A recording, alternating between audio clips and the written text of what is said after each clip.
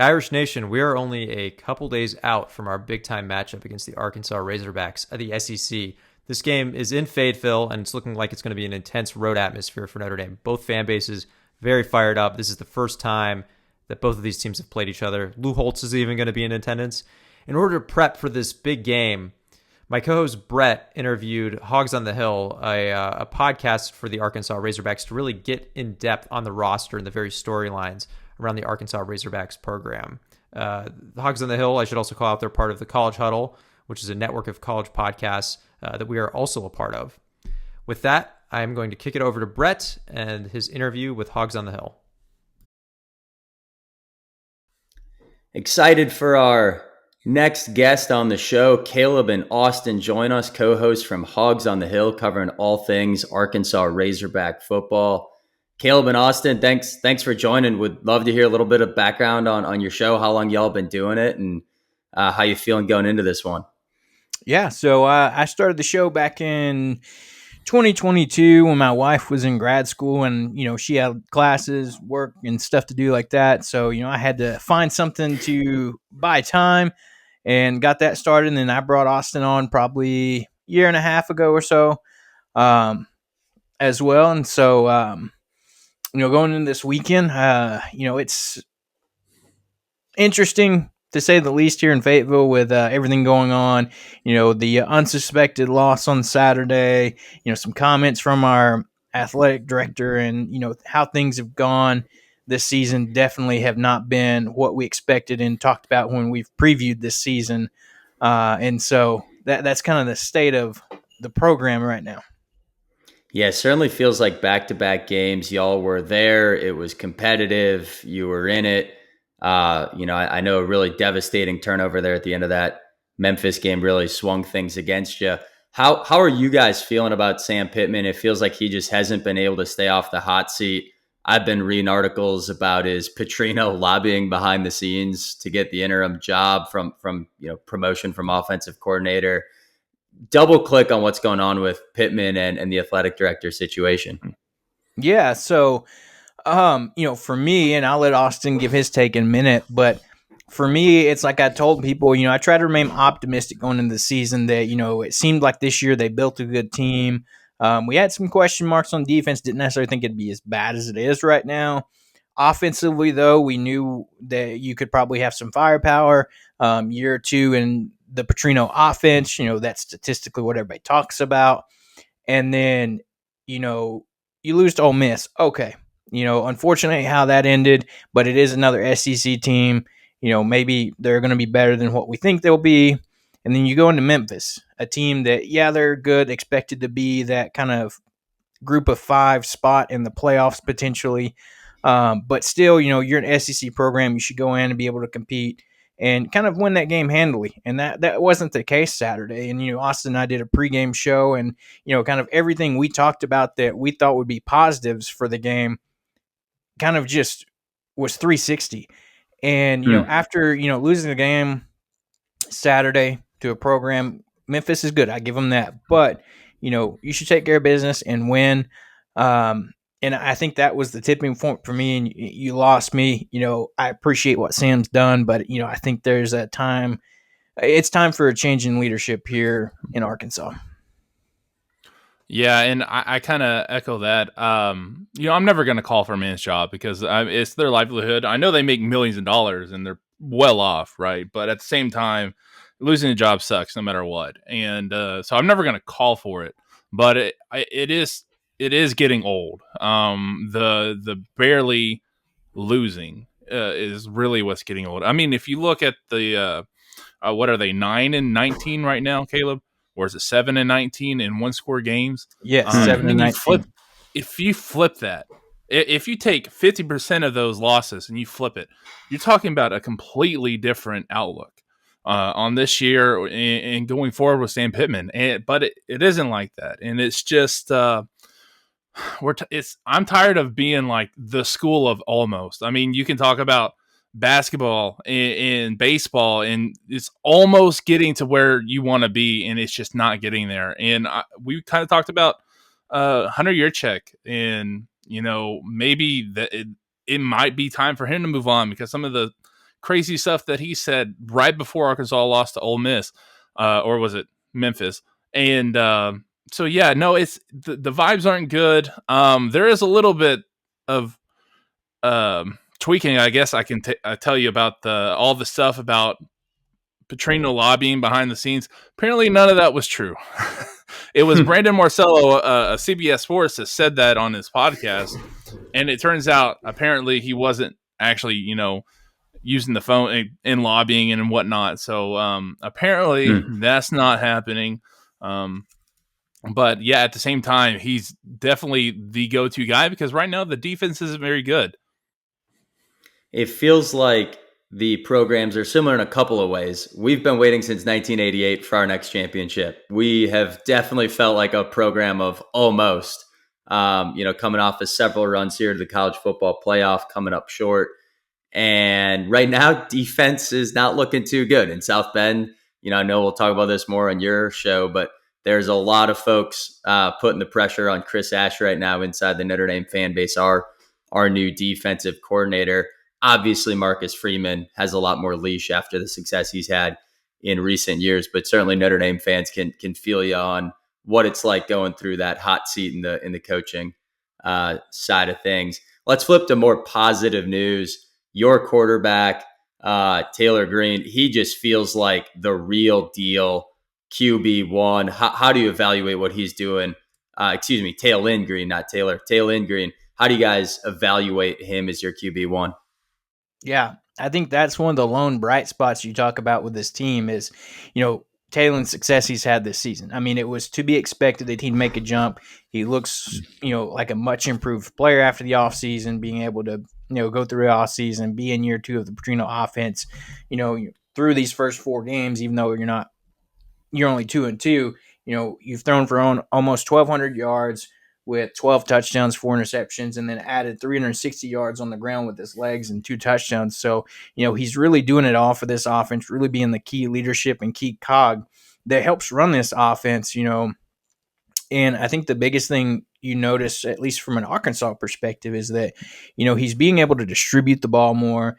He's going through his progressions much cleaner, much quicker than he did last year. And I think part of that is, he's adjusted to the speed of, going from Boise State to the SEC. On top of that, having another offseason and year in the playbook. Absolutely. Another thing that stood out as we were just watching the last few games, feels like this isn't relying on like one guy that he's trying to get the ball to. Pretty balanced attack. Walk through, who should Notre Dame be most worried about as we're thinking about guys that might get separation, get space, be that big home run playmaker that, frankly, in our first 3 games, that has been our Achilles heel, has given up the 20-plus yard catch has just been an issue in our secondary. Who should we be watching for that Green's getting the ball to? I mean, it's kind of hard to pin that down because I think at least 3 or 4 guys have plays over 20 yards. I would definitely say Omega Blake. He's kind of wide receiver 1. If we're going to pick one, he's out of Charlotte, but he was SEC talent out of high school. So he started his career over at South Carolina. The dude, he just kind of has a mixture of it all. He's not the fastest guy. He's not the biggest guy. I don't even know if he has the best hands, but he's just like right there in the middle, that kind of the sweet spot of everything. And he's kind of been the go-to guy whenever Taylor does get in trouble. He hasn't had a lot of production yet, but the production he has had has been over the top, and it's Rohan Jones, tight end from Montana State, I think. Whenever he touches the ball, it's just big gainers. His first catch was a touchdown, and I think his third catch was a touchdown. And they weren't just like, in the red zone. He was going, 40 yards, 50 yards. For touchdowns and everything like that. But those 2 are the ones that you probably have to watch out for. More Omega Blake than Rohan Jones, but he'll get open at least once or twice during the game. Feels like a lot of transfers too. I think you just rattled off Charlotte, Montana State, Boise State. Not sure I'd have had that on my bingo card when Notre Dame scheduled this series, whatever that was, a decade ago. We're going to go down to SEC country and That's what the guys are going to be. But look, this is by all accounts, top 20 offense. And I think another thing that really makes it hum is Green's also dual threat, big body, 6'6", threat in the run game, along with your running back, Mike Washington. Run defense has been Notre Dame's calling card this year. Not a lot of teams have found success there. Who do you think has the upper hand in this one? How you feeling in the trenches? Yeah, I think for us, this year has been a surprising, much surprising improvement on the offensive line. That was kind of been, over the past 2 years, it's been really bad. And people are like, well, Pittman, you're an offensive line coach. Why is our offensive line doing so bad? And I saw a stat the other day that through the first 4 games, Arkansas actually has one of the highest graded PFF lines in college football, which is, I didn't realize, I knew we were much improved, but I didn't think it was, that much of improvement.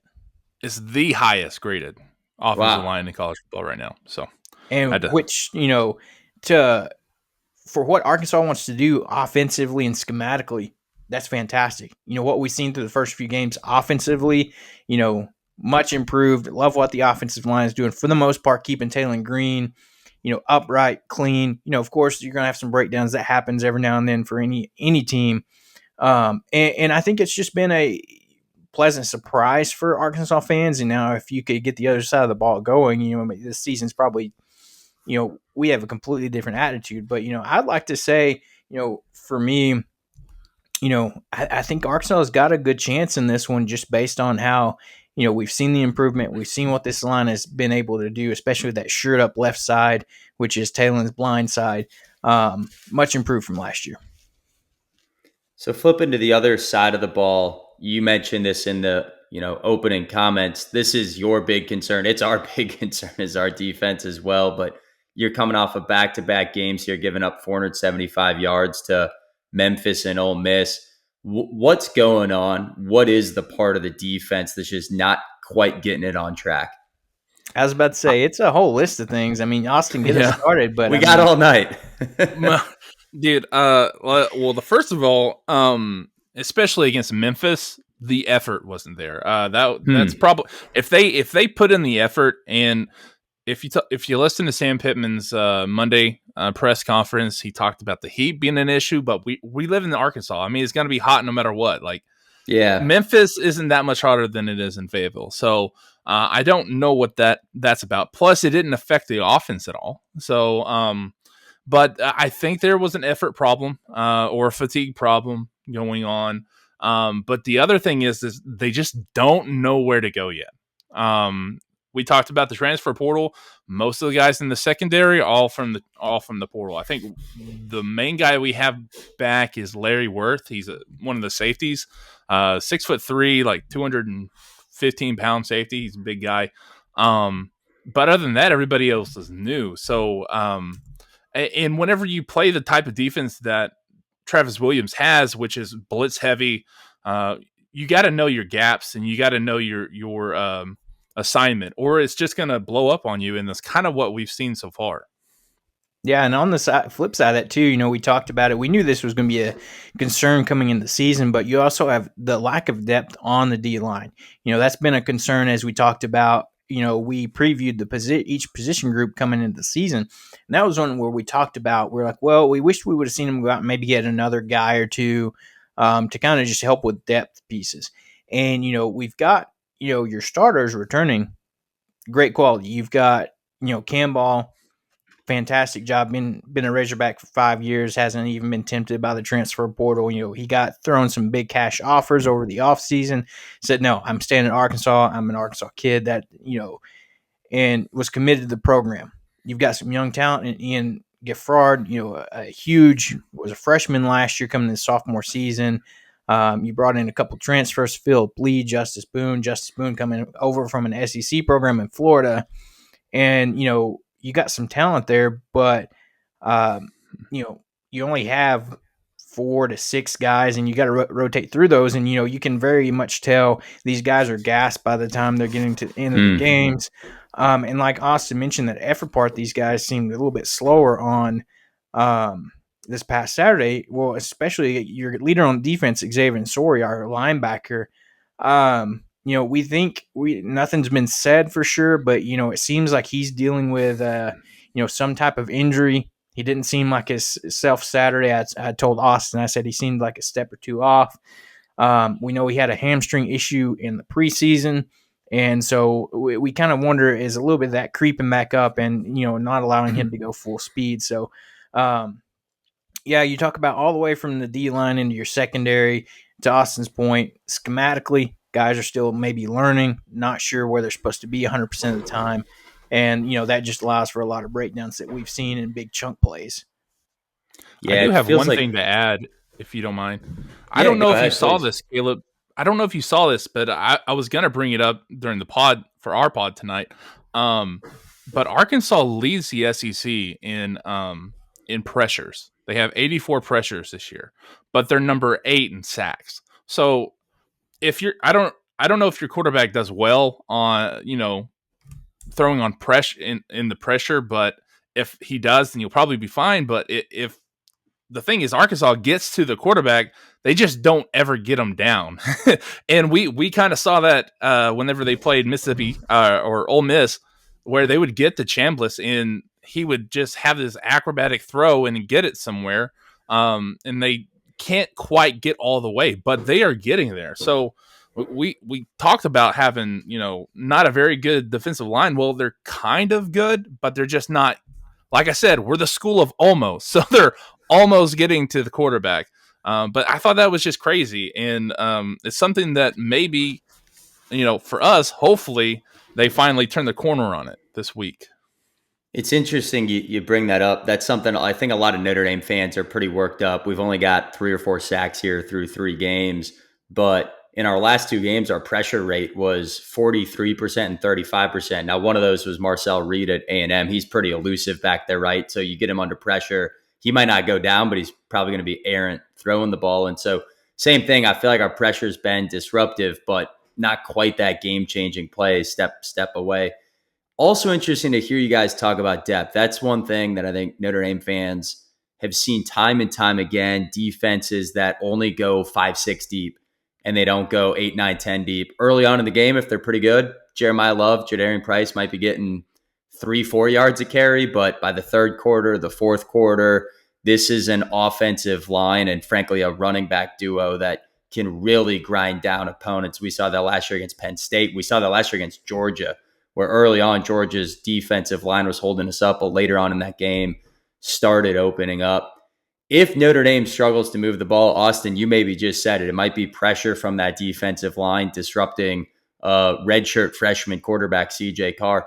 If Notre Dame struggles moving the ball, what is Arkansas's recipe to make that happen? What is the area you think is most correctable from, say, last week to this week for your defense? I would have to say the run defense. This is one of the things that they made us look like clowns on Saturday. I talked up their run defense because I thought who they've played so far, they've done a decent job. And whenever they played Ole Miss was a really good rushing offense. Keywan Lacey is good. Austin Simmons, I don't know if he had anybody or any really great stats, but I knew Chambliss coming in, he had like 1,200 yards of rushing whenever he was at the D2 level. So I thought, hey, this kid's probably going to take off quite a bit.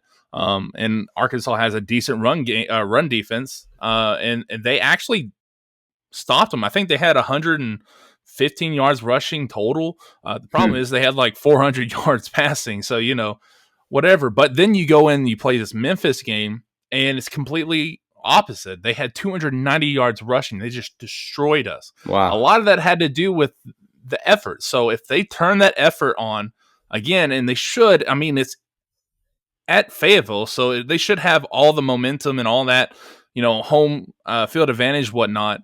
That's probably going to be where they can kind of do some damage. Now, like they have to play sound defense. They have to play with their assignments, or it's still not going to work. Yeah, it seems like one of those big moments where coach is on the hot seat. Do the players throw in the towel, to your point, on effort, or do they rally around Pittman here? Because it seems like you've got the pieces to do it, just not meet expectations on that side of the ball. You mentioned quite a few guys there on defense, a few from the transfer, a couple guys that have been around the program a long time. Who's the most likely havoc machine coming at Notre Dame that our offensive line or our wide receivers got to be most worried about just being that game changer? If you would have asked me before the past couple games, my first answer and reaction to that would be Xavier Sorey. A linebacker that we didn't necessarily think was going to come back. Announced after the last season he's going to come back. We're like, all right, you got an experienced linebacker, a guy that was at Georgia, transferred over to Arkansas. Had a great season last year. Expected to have a breakout season this year. And then another one I would have said was Cam Ball. But, both those guys, it seems like this season have been very underachieving to what we've had in expectations. And those are my two guys that I'd have to say would be the two. Another one to throw in there is a guy that's trying to have a breakout year is Quincy Rhodes, another defensive lineman, defensive edge that sat behind Landon Jackson last year, got some snaps in, but through this season, even though the defense as a whole has been pretty awful, I mean, he's been a kind of a bright spot with what he's been able to do, in his uptick in playing time with his pressures, his sacks. He's been kind of a bright spot for this defense. Yeah, it seems like 4 sacks through 4 games. He's a guy that's, messing up the backfield pretty frequently. Yeah, I would kind of piggyback off that, except I would go to the opposite side. He's not someone who's had a whole lot of production on paper, but I think whenever you watch him, he plays assignment football. He plays what he's supposed to do, and that's Phillip Lee. And he's a guy, another transfer from Troy, and he's really come into his game this year. He was a little bit hurt, I think, before this Memphis game. But he's got a motor. He's one of the only ones on the defense that I didn't see effort problems out of on Saturday. The next one, I guess, I'd go to the secondary, and that'd be Julian Neal. He's one of the highest rated cornerbacks in the SEC right now. He's also a bigger cornerback. I think that he's got kind of like the boomstick kind of, the hit stick going on. Plus he plays really well in coverage. I think those two are probably my picks, and they're a little bit off the wall and, not really who you would think of, but I really, really like how they play. Really helpful insights. Let's round it out with one more question. Overall vibes on this game. How do you guys think this one goes? What's your predictions? Yeah, this one's a fun one. We talked about it last week on our kind of recap show where we were surprised to see, the line for this game open up as, close as it did. And then, as the, weeks gone on, it's kind of shrunk a little bit. You're down to a 4.5 point spread, give or take where you look. And, I think for me, seeing that's very surprising with just how we performed the past 2 weeks. You guys clearly have not been watching our secondary try to play coverage enough.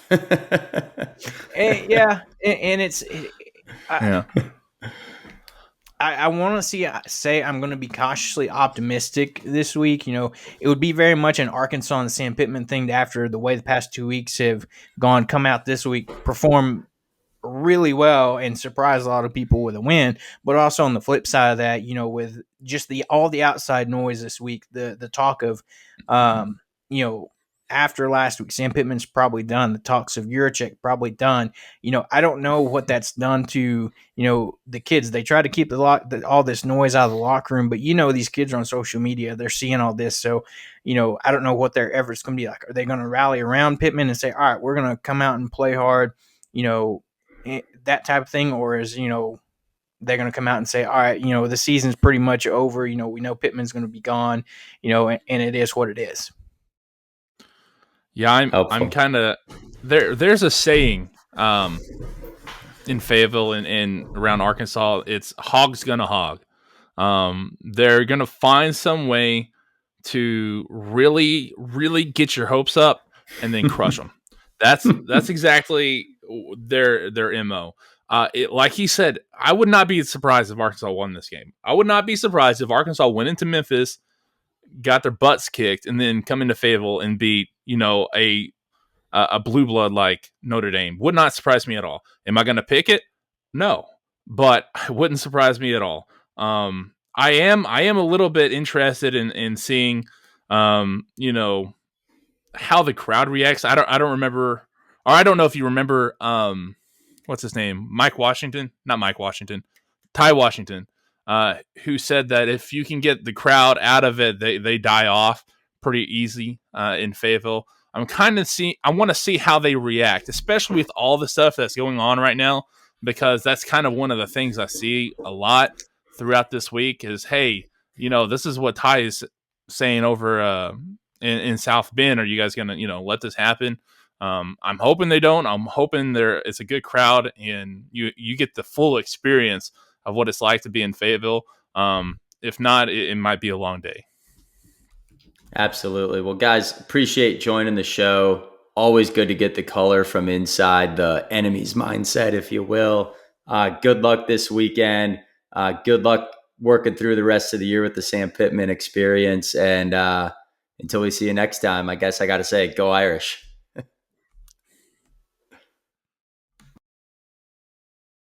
Big thanks to Hogs on the Hill. I thought that was a really insightful interview. It's great to get inside the mind of the enemy and really understand what's going on in their program, what's going on their roster. Brett, unfortunately, is feeling under the weather. So if you were paying attention to that interview, he didn't actually give a prediction. So he instead texted me. He's a very optimistic guy, as anyone who listens to our show knows. But that being said, this game does give him a little bit of pause. He's looking at a lot of the advanced metrics and seeing that some of them show that this is more of a coin flip. In fact, SP Plus suggests that Arkansas, it might even make sense for them to be favored. The spread, in fact, for Vegas has been tightening all week. It's at 4.5 right now. They mentioned that in the interview. So these are the things that are making him a little bit nervous. But that being said, Brett is a very optimistic guy. I think he still feels good about the Irish. He told me that if we need to give a score prediction, he's assuming that Leonard Moore and Devontae Smith play. And if that happens, then he's going to take the Irish 42-34 in a shootout.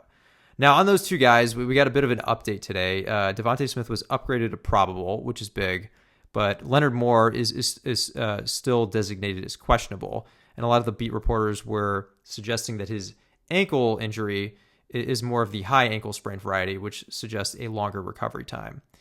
Now, for my take on it, I'm with Brett. I think that this is going to be a shootout. I think both of these teams are similar in that their defenses have been struggling and their offenses have been carrying the day.